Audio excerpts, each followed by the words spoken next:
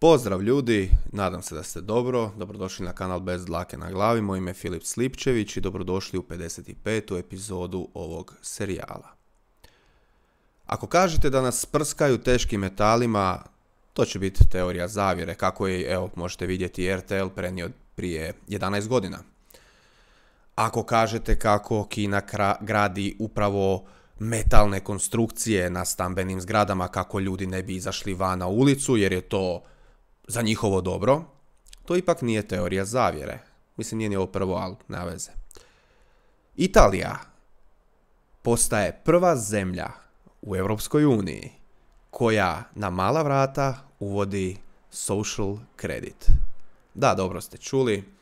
Italija, odnosno konkretno grad Bologna, u jesen ove godine bit će prva točka, da tako kažem, u Europskoj uniji koja pretvara čovjeka u broj koji skuplja brojeve i ovisno o tim brojevima imat će neke pogodnosti sa one ljepše strane priče. Dakle, ako je ukratko u biti ako radi sve ono što mu država kaže da mora raditi. S druge strane, ako slučajno, obzirom da to što država govori najčešće je laž i manipulacija, dakle ako razmišlja svojom glavom i ne postupi onako kako država govori, a onda će možda doživjeti neke penale. Naravno, za sad se penali ne spominju. Siguran sam da se nisu ni u Kini pretjerano spominjali penali, kad je to sve skupa počelo.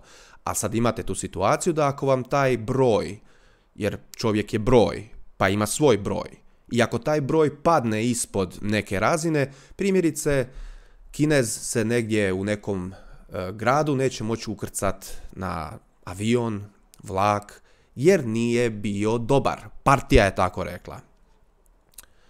Europska unija po svemu sudeći postaje kao neka podružnica Kine. Nećemo ulaziti u to da su političari svi koji vode Europsku uniju jeftiniji od nekog plastičnijeg kineskog proizvoda, made in China. S druge strane, jako im se svidjelo što je i lijepi dečko Kanade Trudeau više puta ponovio kako skoro pa zavidi upravo kineskom modelu vladanja koji je baziran na totalitarizmu i na kontroli.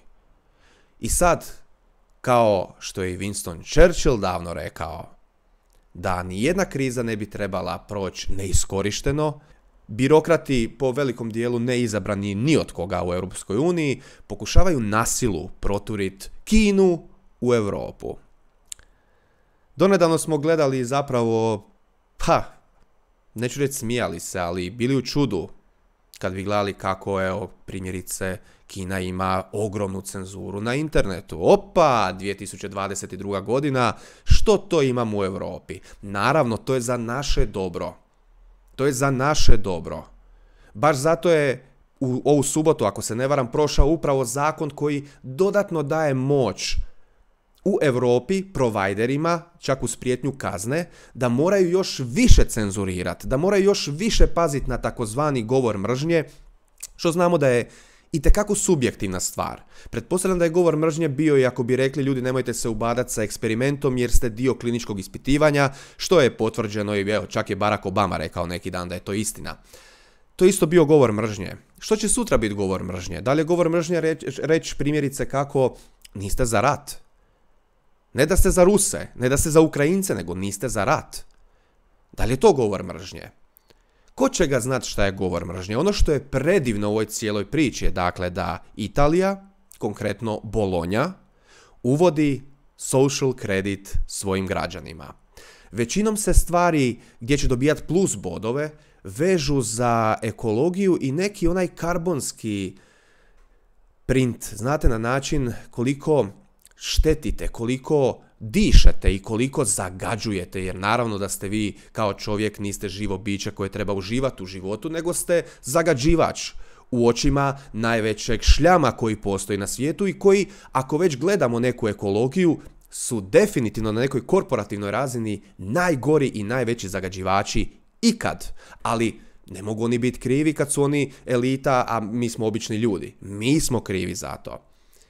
I baš zato Bologna, svaka čast Italija, svaka čast Europska unija, što na ovim zakonima koji se lagano ispod, u nekoj ovoj šumi i sjeni ovog rata i svega što se događa, lagano se provode.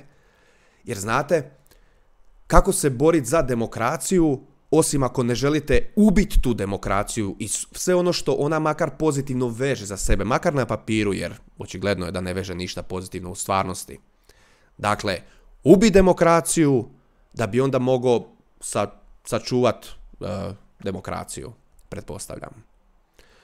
Uglavnom ljudi, ludilo se nastavlja. Evo, ja čestitam Talijanima, siguran sam da su presretni, pogotovo oni koji vide malo dublje od jao, pa to je divno, oni će više sad pazit na smeće i tako dalje i tako dalje. Da, to je krasno, krasno je što će do 2030.